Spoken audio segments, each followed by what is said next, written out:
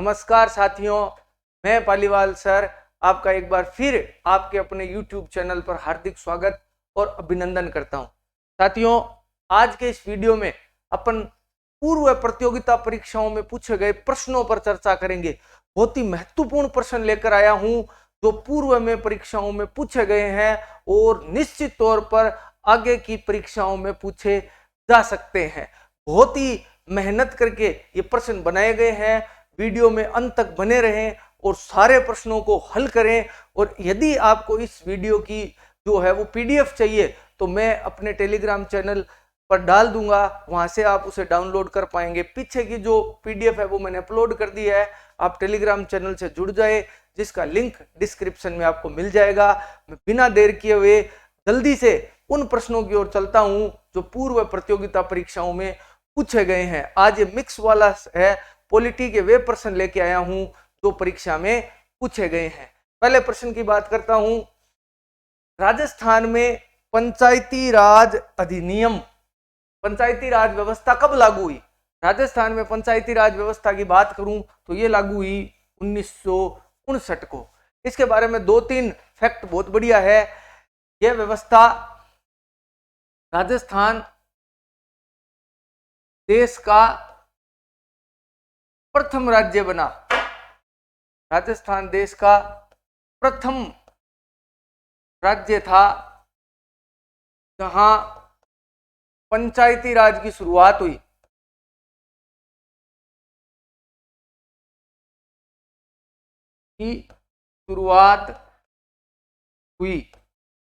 ठीक है।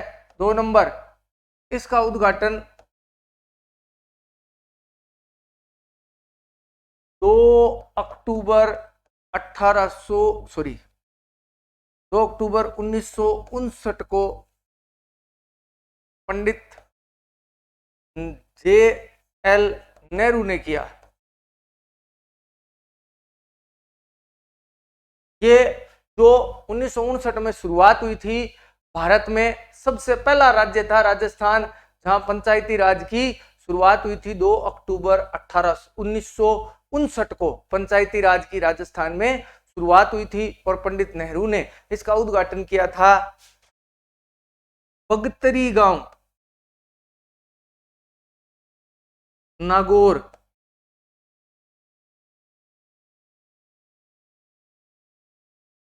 से प्रारंभ किया गया।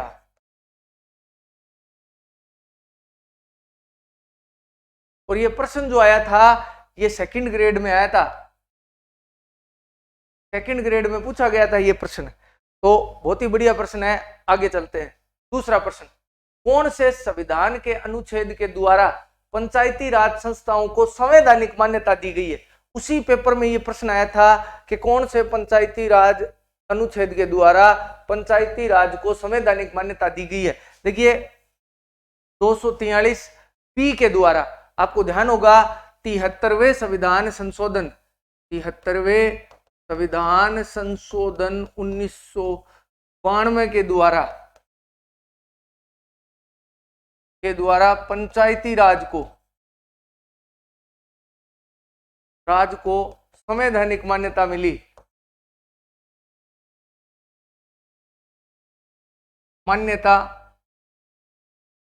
मिली। और ये 73वां संविधान संशोधन आपको पता होगा कब लागू हुआ? 24 अप्रैल 1993 को 73वां संविधान संशोधन लागू हुआ। इसी कारण प्रत्येक 24 अप्रैल को जो है वो पंचायती राज दिवस के रूप में मनाया जाता है। और इसके द्वारा संविधान में भाग 9 अनुसूची 11 और अनुच्छेद 243 के तहत पंचायती राज को जो है वो संवैधानिक दर्जा प्रदान किया गया। अगले प्रश्न की ओर चलते हैं। किस भारतीय अधिनियम के अंतर्गत भारत में द्वैध शासन प्रणाली की स्थापना की गई? तो द्वैध शासन प्रणाली की स्थापना कौन से अधिनियम के द्वारा की गई? देखिए, द्वैध शासन का मतलब होता है दोहरा शासन, एक भारतीयों द्वारा और एक अंग्रेजों द्वारा। अंग्रेजों ने 2 प्रकार के शासक अध्यक्ष बढ़ा दिए, एक भारत द्वारा निर्वाचित और एक अंग्रेजों द्वारा गवर्नर मनोनीत, यानी दोहरी शासन प्रणाली थी, इसलिए उसे द्वैध शासन कहते हैं। भारत में यह सर्वप्रथम प्रांतों में लागू हुई थी और इसे 1919 के अधिनियम द्वारा लागू किया गया था। 1919 के अधिनियम द्वारा प्रांतों में, सबसे पहले प्रांतों में लागू हुई थी और बाद में 1935 के अधिनियम द्वारा इसे प्रांतों से खत्म करके केंद्र में लगा दिया गया, क्योंकि 1935 के अधिनियम द्वारा जो है वो प्रांतों को स्वायत्तता 1935 के अधिनियम द्वारा केंद्र को जो है वो द्वैध शासन लागू किया गया और प्रांतों को स्वायत्तता दे दी गई। तो इस प्रकार 1919 के अधिनियम द्वारा भारत में द्वैध शासन की शुरुआत की गई। सेकंड ग्रेड में बहुत बार यह प्रश्न पूछा जा चुका है कि कौन से अधिनियम द्वारा भारत में द्वैध शासन की शुरुआत हुई थी, तो 1919 के अधिनियम द्वारा। और एक शुरुआत निश्चित तौर से आपको इसकी भी ध्यान रखनी चाहिए, भारत में जो सांप्रदायिक निर्वाचन प्रणाली है, सांप्रदायिक निर्वाचन प्रणाली,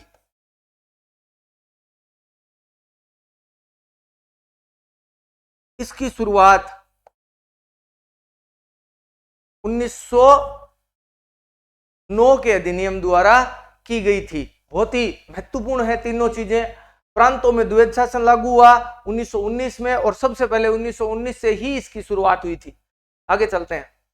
भारतीय अधिनियम 1935 को, भारतीय अधिनियम 1935 दासता का बंद पत्र है, ये किसने कहा था? ये कहा था पंडित जवाहरलाल नेहरू ने।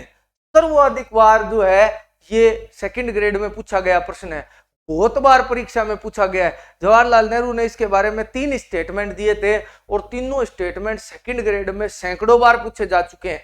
एक नंबर, यह दासता का बंद पत्र है। दूसरा, यह पूर्णतः असंवैधानिक, अस्वीकृत और सड़ी हुई योजना है। और तीसरा इन्होंने स्टेटमेंट दिया था कि 1935 का अधिनियम जो है वो अनेकों ब्रेकों वाला इंजन है। तीनों बातें नेहरू जी ने कही थी। तीनों पर सैकड़ी बार प्रश्न पूछा जा चुका है सेकंड ग्रेड में, द्वितीय श्रेणी भर्ती परीक्षा में। तो ध्यान रखिए, इसका उत्तर है पंडित जवाहरलाल नेहरू।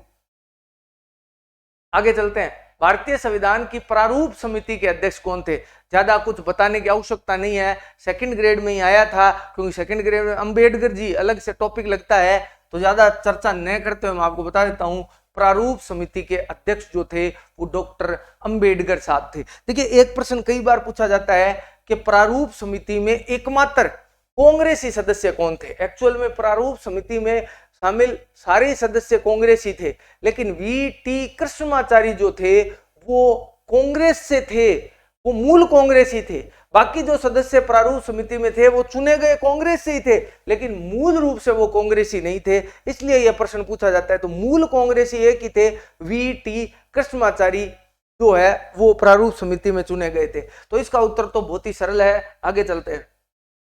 निम्न में से कौन राजस्थान के राज्यपाल बनने से पूर्व राजस्थान लोक सेवा आयोग के सदस्य रहे? बहुत ही बढ़िया प्रश्न, सेकंड ग्रेड में आया था। उत्तर होगा रघुकुल तिलक। रघुकुल तिलक जो है वो आरपीएससी के सदस्य रह चुके हैं और राजस्थान के राज्यपाल भी रहे हैं। इनके काल में जो है वो आपातकाल भी लागू हुआ था। तो रघुकुल तिलक जो है वो राजस्थान के एक ऐसे राज्यपाल है जो आरपीएससी के सदस्य भी रहे और राज्यपाल भी रहे। सेकंड ग्रेड एग्जाम में पूछा भी गया इस प्रश्न को। एक इनका नाम ध्यान रखिए, पद पर रहते हुए, पद पर सबसे कम समय के लिए रहे, सबसे कम समय के लिए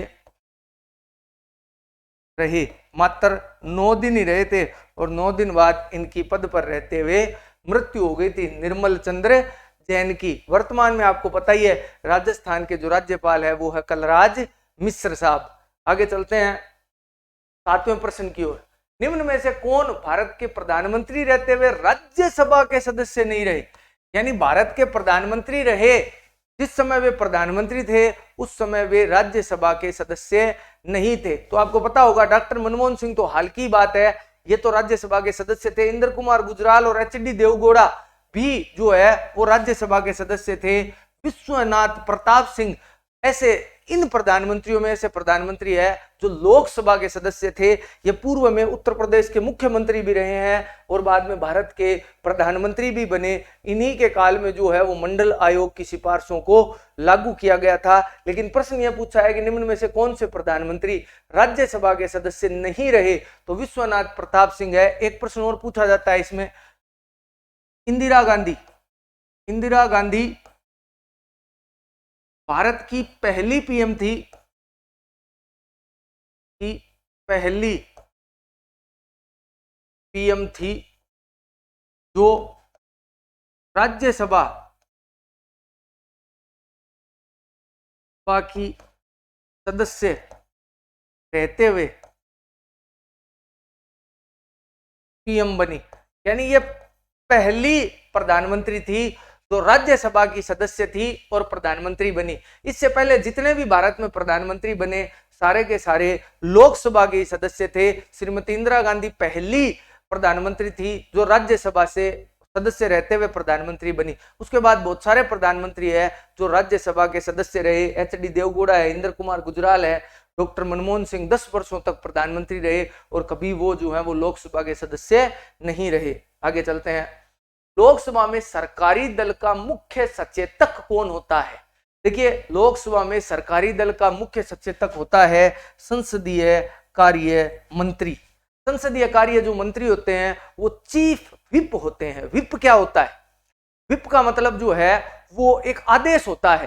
जो चीफ विप होता है वो 3 प्रकार के विप जारी करता है, 1 लाइनर विप, 2 लाइनर विप और 3 लाइनर विप। विप क्या होती है? जो विप जिस प्रकार की जारी की जाती है उसमें जो है वो उस प्रकार से उस संसद सदस्य को व्यवहार करना होता है। जैसे 1 लाइनर विप का मतलब है कल चुनाव होने हैं और आपको उपस्थित होना है, उसमें वो अनुपस्थित रह सकता है। 1 लाइनर विप में कि आपको चुनाव है कल और आपको उपस्थित होना है, वो उपस्थित हो ना हो उस पर कार्रवाई नहीं करेंगे। 2 नंबर विप जिसे 2 लाइनर विप बोलते हैं, उसमें मतदान में आपको निश्चित तौर से उपस्थित होना है, पर आप किसे वोट देते हैं किसे नहीं देते हैं ये आपकी इच्छा है। आप पक्ष में वोट देते हैं, विपक्ष में वोट देते हैं, आपको छूट है। एक होती है 3 लाइनर विप जो बहुत ही स्ट्रिक्ट होती है और यदि आप उसके विरोध में जाते हैं, मतलब हमारे लिए ये बहुत महत्वपूर्ण विधेयक है, आप उपस्थित भी रहेंगे और हमें ही वोट करेंगे, इसे 3 लाइनर विप बोलते हैं। ये जो है वो सबसे कठोरतम विप होती है। यदि इसका उल्लंघन किया जाता है तो पार्टी उस पर जो है वो कार्रवाई करने का पूर्ण अधिकार रखती है और उसे पार्टी से निलंबित भी किया जा सकता है। तो चीफ विप जो होता है वो संसदीय कार्य मंत्री होता है लोकसभा में। तो ये निश्चित तौर से आप ध्यान रखिए, प्रश्न कई बार पूछा जाता है विप क्या होती है। विप सरकार पार्टी लाइन से बाहर जाने के लिए अपने विधायकों सांसदों को रोकती है, उसे विप बोलते हैं। और चीफ विप जो होते हैं लोकसभा में वो होते हैं संसदीय कार्य मंत्री। आगे चलते हैं। मंत्रिपरिषद द्वारा राष्ट्रपति को दी गई सलाह की जांच कौन कर सकता है? बहुत ही शानदार प्रश्न है, लेकिन मैं आपको बता दूं ये जो है वो सलाह जांच के दायरे में नहीं आती है, यानी इसकी जांच कोई नहीं कर सकता है। आपको ध्यान होगा कि अनुच्छेद 74(1) अनुच्छेद 74(1) में बकायदा लिखा गया है कि राष्ट्रपति की सहायता एवं परामर्श हेतु एक मंत्रिपरिषद होगी जिसका मुखिया प्रधानमंत्री होगा। तो उनकी सहायता और परामर्श के लिए ये होती है, ठीक है। इसमें 42वें संविधान संशोधन 1976 द्वारा इंदिरा गांधी ने यह जुड़वा दिया था कि राष्ट्रपति को दी गई सलाह, मंत्रिपरिषद द्वारा दी गई सलाह माननी ही पड़ेगी। हालांकि उसको तो बाद में हटा दिया गया, लेकिन फिर भी जो सलाह दी जाती है वो कभी जांच के दायरे में नहीं आती। राष्ट्रपति उसे माने न माने वो एक अलग बात है, लेकिन कोई भी प्रकार की जांच नहीं हो सकती। 2-3 बार इस पर मुकदमा डाला गया कोर्ट में, लेकिन कोर्ट ने इस पर सुनवाई करने से इनकार कर दिया, क्योंकि संविधान यह कहता है कि उन सलाहों की कोई जांच हो नहीं सकती। ये प्रश्न भी आया था, ये 2nd ग्रेड में भी पूछा गया था। तो इसका निश्चित तौर से उत्तर है ये सलाह जांच के दायरे में नहीं आती। और वैसे तो मैं कहता ही हूं कि आपको जो लंबा लगे और नहीं आता हो तो आप कर सकते हैं, निश्चित तौर से उत्तर सही होने के चांसेस रहते हैं। आगे चलते हैं। 10 नंबर, भारतीय संविधान में महान्यायवादी का पद किस देश के संविधान से लिया गया है? बहुत शानदार, सबसे बड़ा विधि अधिकारी भारत का होता है महान्यायवादी, और ये लिया गया है ब्रिटेन से। अनुच्छेद 76 के अनुसार महान्यायवादी न्यायवादी की नियुक्ति राष्ट्रपति करते हैं।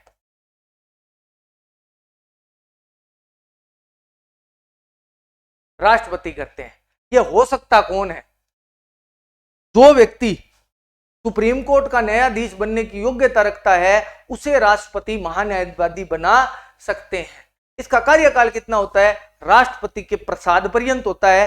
जब तक राष्ट्रपति चाहते हैं तब तक महान्यायवादी अपने पद पर रहता है। ये काम क्या करता है? ये जो है वो सरकार का वकील होता है और भारत का सबसे बड़ा विधि अधिकारी होता है। तो मैं लिख देता हूं, यह भारत के सबसे बड़े विधि अधिकारी होते हैं। विधि अधिकारी होते हैं, ये ध्यान रखना। ये भी कई बार पूछा गया था।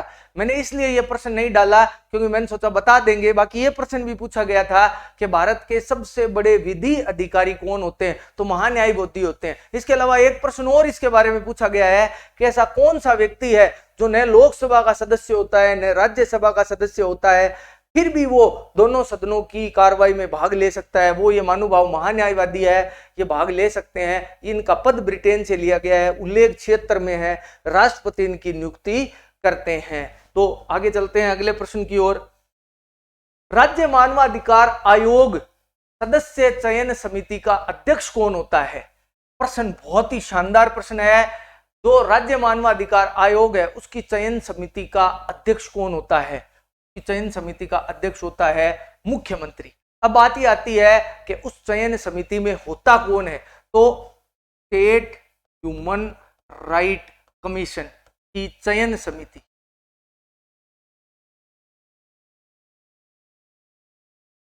सबसे पहले चयन समिति कौन होता है? चयन समिति में नंबर 1 सीएम यानी मुख्यमंत्री, ये होते हैं अध्यक्ष, जो कि हमारा प्रश्न पूछा गया था।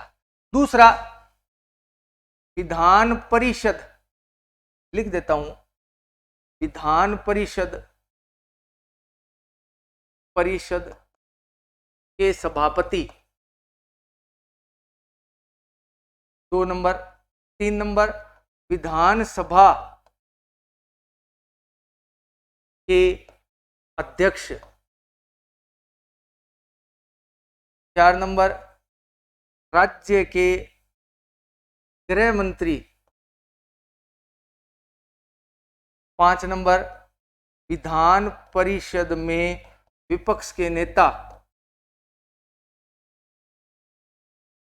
और 6 नंबर विधानसभा में विपक्ष के नेता।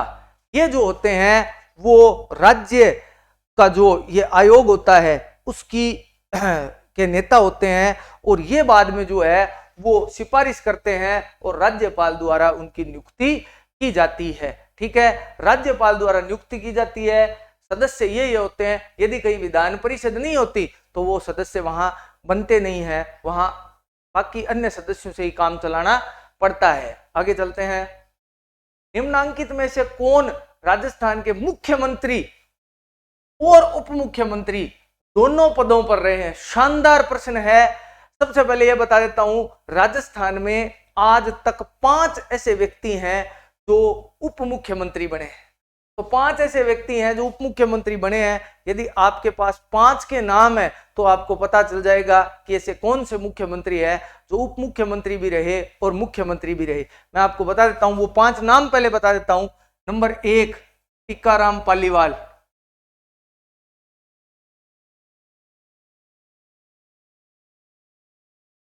टीकाराम पालीवाल। 2 नंबर हरिशंकर भाबड़ा।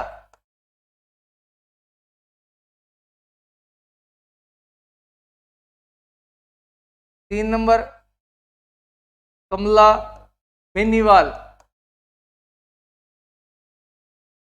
4 नंबर बनवारीलाल बैरवा।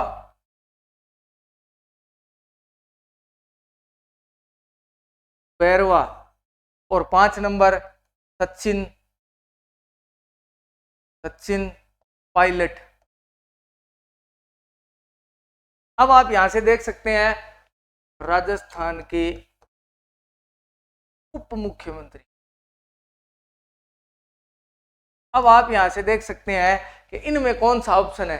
तो टीकाराम पालीवाल राजस्थान के एक ऐसे मुख्यमंत्री हैं जो बाद में उप मुख्यमंत्री भी बने थे। कई बार ऐसा भी समय आता है कि मुख्यमंत्री रहे हुए व्यक्ति का पद थोड़ा नीचा हो जाता है। एक्चुअल में होता क्या है कि जब राजस्थान में पहली बार विधानसभा के चुनाव हुए तो पंडित जयनारायण व्यास चुनाव हार गए थे, वो जीत ही नहीं पाए थे, इसलिए टीकाराम पालीवाल मुख्यमंत्री बने। अन्यथा वो मुख्यमंत्री पद के दावेदार नहीं थे, लेकिन वो चुनाव हार गए पंडित जी, इसलिए टीकाराम पालीवाल का नंबर आ गया। अगली बार जब पंडित जी चुनाव जीते तो टीकाराम पालीवाल को उप मुख्यमंत्री बनाया गया। इसी प्रकार हाल ही में आप देखिए महाराष्ट्र में जो हुआ था, महाराष्ट्र में जो शिंदे साहब थे उन्हें मुख्यमंत्री बनाया गया, और जो पूर्व मुख्यमंत्री थे देवेंद्र फडणवीस वो वर्तमान में महाराष्ट्र के उप मुख्यमंत्री हैं। तो ऐसा कई बार हुआ है। तो राजस्थान में तो ऐसा एक ही बार हुआ है जब कोई पूर्व मुख्यमंत्री उप मुख्यमंत्री भी रहे हैं। जैसे टीकाराम पालीवाल पहले मुख्यमंत्री रहे फिर उप मुख्यमंत्री रहे। ये 5 व्यक्ति ऐसे हैं राजस्थान के जो उप मुख्यमंत्री रह चुके हैं। ये 3 तो गहलोत साहब के कार्यकाल में ही रहे हैं, ये जयनारायण व्यास के कार्यकाल में, और हरिशंकर भाबड़ा जो है वो भैरव सिंह जी के कार्यकाल में उप मुख्यमंत्री पद पर रहे हैं। आगे चलते हैं। निम्नांकित में से कौन से मुख्यमंत्री बनने से पूर्व, कोमा लगा देता हूं, राजस्थान के कौन से ऐसे मुख्यमंत्री बनने से पूर्व कोई भी मंत्री परिषद में मंत्री नहीं रहे। हमें ऐसे मंत्री के बारे में बताना है जो मंत्री बनने से पहले किसी भी मंत्री परिषद में मंत्री नहीं रहे। मैं आपको बता देता हूं कि बरकतुल्ला खान राजस्थान के एक ऐसे मुख्यमंत्री, देखो चारों व्यक्ति मुख्यमंत्री रहे हैं राजस्थान के।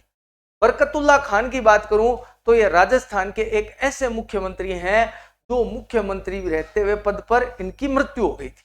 ये उप मुख्यमंत्री बनने से पहले मोहनलाल जी सुखाड़िया की मंत्री परिषद में मंत्री हुआ करते थे, तो ये तो हट गए, नहीं रहे। पूछा है तो बरकतुल्ला खान तो हट गए।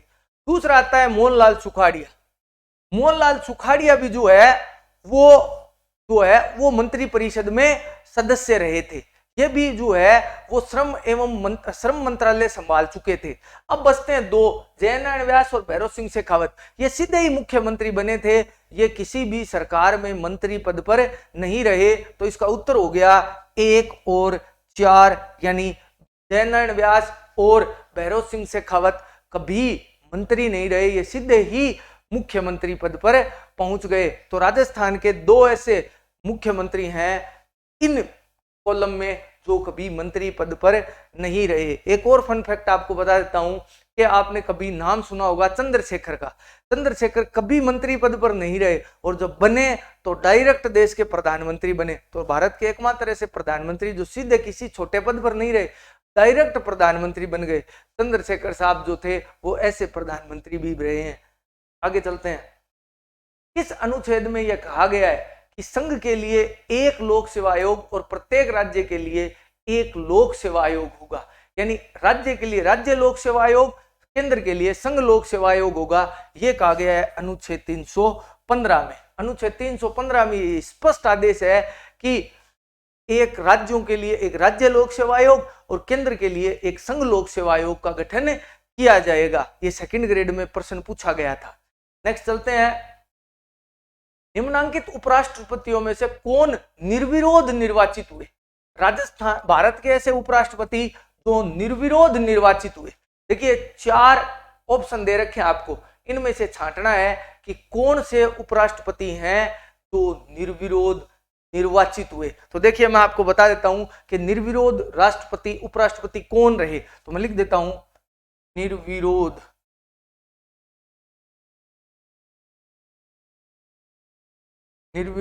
उपराष्ट्रपति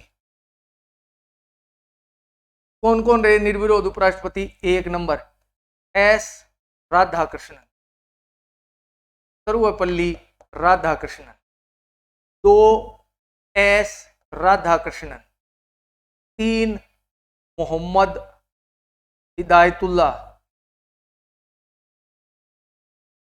और 4 नंबर रहे डॉक्टर शंकर दयाल शर्मा।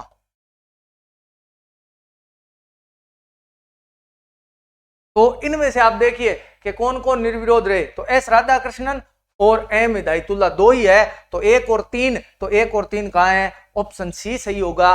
बीडी जत्थी और वीवी गिरी हालांकि उपराष्ट्रपति रहे लेकिन उनके समय चुनाव हुए। एक सबसे बढ़िया बात बताता हूं, सबसे पहले बताता हूं शंकरदयाल शर्मा के बारे में। देखिए आदमी की किस्मत बहुत तकड़ी होती है, मैं बहुत बार कहता हूं कि किस्मत जब जोरदार होती है ना तो व्यक्ति का सिक्का चमकता है। जब शंकरदयाल शर्मा निर्विरोध निर्वाचित हुए, आपको पता है टोटल उपराष्ट्रपति पद के लिए 27 उम्मीदवारों ने नामांकन किया था, यानी 26 अन्य एक शंकरदयाल शर्मा।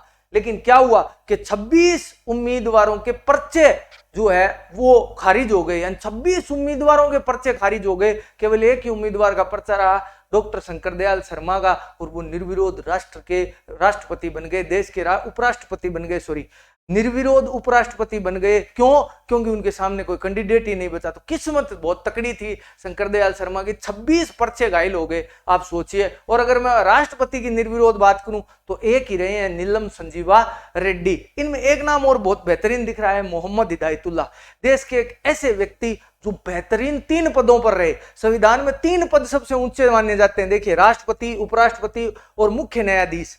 सर्वोच्च न्यायालय मुख्य 3 पदों पर रहे थे।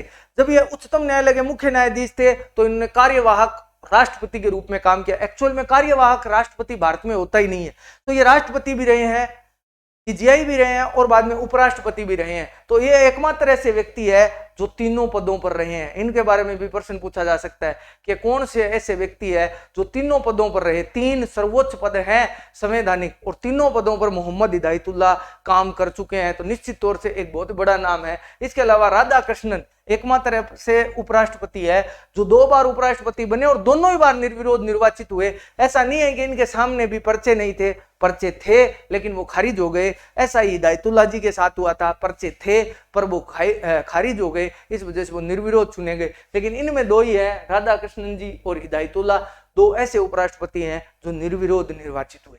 आगे चलते हैं। निम्नलिखित में से कौन सा कथन राज्य मानवाधिकार आयोग के बारे में सही है, कौन सा पूछा गया? तो इसका निर्माण राजस्थान सरकार की 18 जनवरी 1999 की एक अधिसूचना से हुआ। बिल्कुल सत्य बात है, इसका निर्माण ऐसे ही हुआ था। यह आयोग मार्च 2000 में क्रियाशील हुआ, बिल्कुल सत्य बात है, मार्च में इसका निर्माण हुआ। मानवाधिकार संरक्षण संशोधन अधिनियम 2006 के अनुसार आयोग में 1 अध्यक्ष और 3 सदस्य होते हैं। बिल्कुल असत्य बात है, क्योंकि 1 अध्यक्ष व 2 सदस्य होते हैं, तो 3 नंबर बात गलत है। इसके भूतपूर्व अध्यक्षों में उच्चतम न्यायालय के सेवानिवृत्त न्यायाधीश भी रहे, बिल्कुल रहे थे, रंगनाथ मिश्र।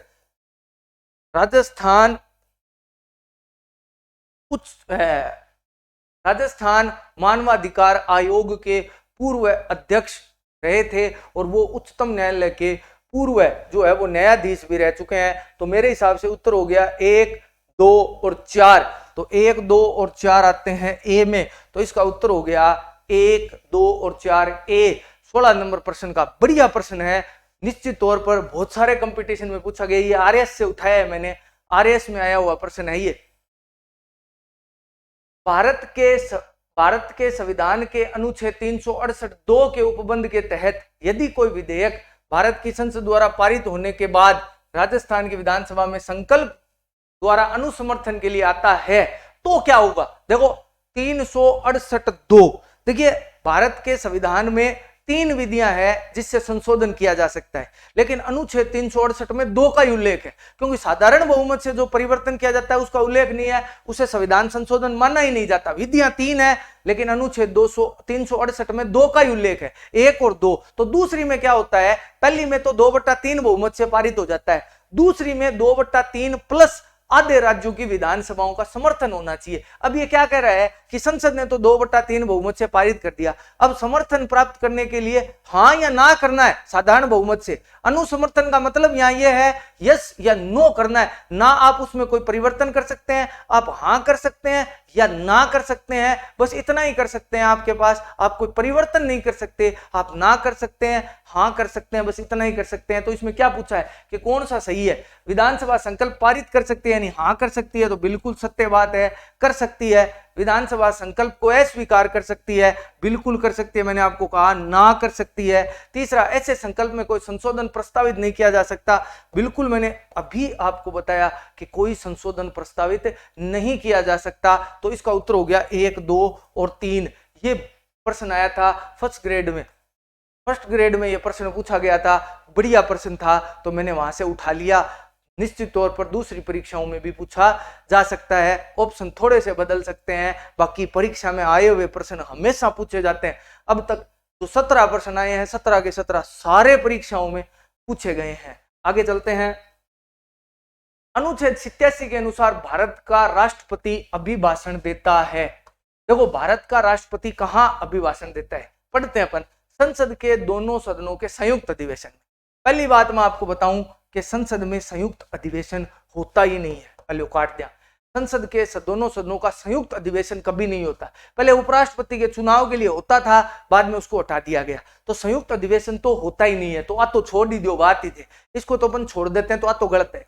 दूसरी बात, संसद के दोनों सदनों की संयुक्त बैठक में राष्ट्रपति कभी अभिभाषण नहीं देता, वो बुलाता जरूर है लेकिन अभिभाषण नहीं देता।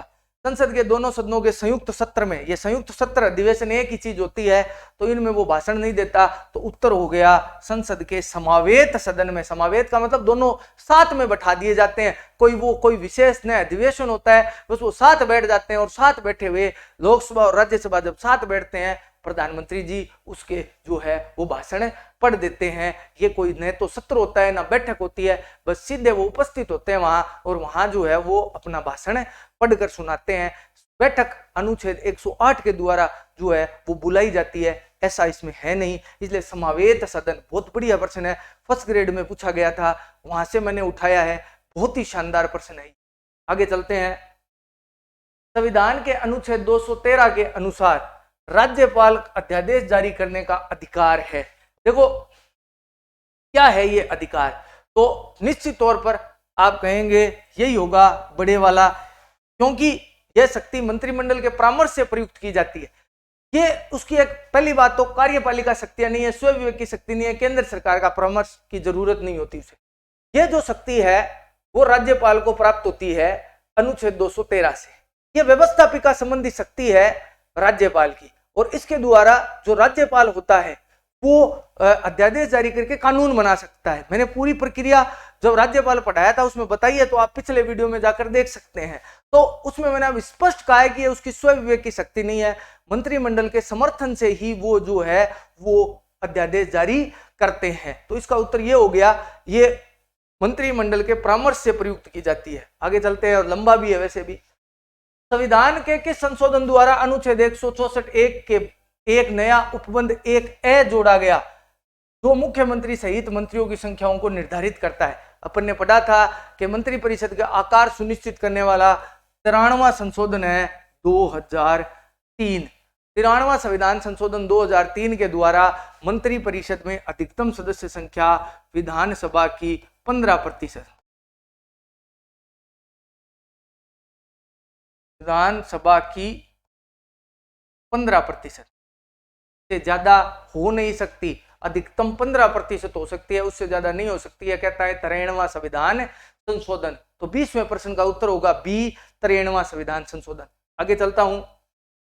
संविधान के किस अनुच्छेद में गोवध निषेध नीति निदेशक तत्वों का एक भाग है? देखिए ये प्रश्न जो है बहुत ही बढ़िया प्रश्न है, अनुच्छेद 48।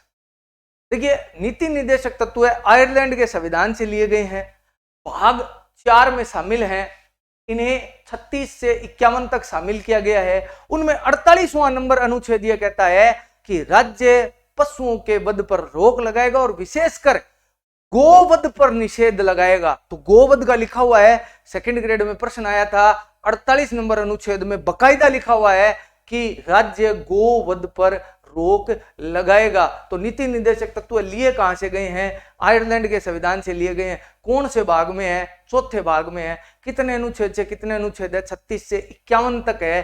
तो इनको जो है वो शामिल किया गया है। इसका एक वीडियो भी है, लिंक डिस्क्रिप्शन में डाल दूंगा, आप वहां से पूरा देख सकते हैं। आगे चलते हैं।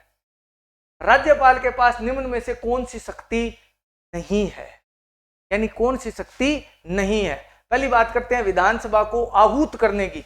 विधानसभा आहूत करने का मतलब है बुलाने की। विधानसभा बुला सकता है, वो जब चाहे विधानसभा बुला सकते हैं। आगे चलते हैं, विधानसभा का सत्रावसान करने की, यानी बुलाता है तो सत्र के समाप्त करने की घोषणा भी करता है, यानी अब सत्र समाप्त हो गया वो घोषणा भी राज्यपाल करता है।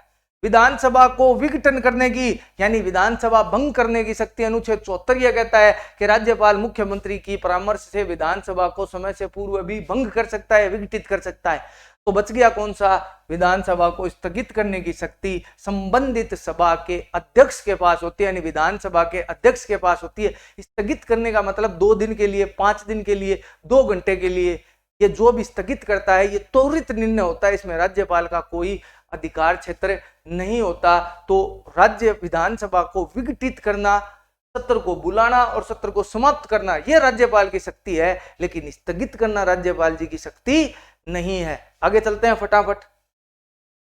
मुख्य सचिव के पद पर नियुक्त होने वाले अधिकारी का चयन किसके द्वारा किया जाता है? मुख्यमंत्री जो होता है वही मुख्य सचिव का चयन करता है, क्योंकि मुख्य सचिव राज्य के मुख्यमंत्री के अधीन और उसका विश्वास पात्र होता है, इसलिए उसका चयन मुख्यमंत्री के द्वारा ही किया जाता है, नियुक्ति मुख्यमंत्री ही करते हैं। यह भी सेकंड ग्रेड में आया हुआ प्रश्न है, मुख्यमंत्री ही उनकी नियुक्ति करते हैं। आगे चलते हैं, राज्य लोक सेवा आयोग के अध्यक्ष को निलंबित किया जा सकता है। देखिए इसका जो उत्तर होगा वो होगा राज्यपाल द्वारा। इसमें लंबा वाला नहीं चला, राज्यपाल द्वारा होगा। क्यों होगा? देखिए नियुक्ति राज्यपाल करता है, निलंबित राज्यपाल करता है। यदि यहां पर एक प्रश्न होता ना कि राज्य लोक सेवा आयोग के अध्यक्ष को हटा कौन सकता है, तो राष्ट्रपति हटाता है जांच के बाद। हटाना राज्यपाल के पास नहीं है, हटा राष्ट्रपति सकते हैं, लेकिन राज्यपाल जी किसी भी लोक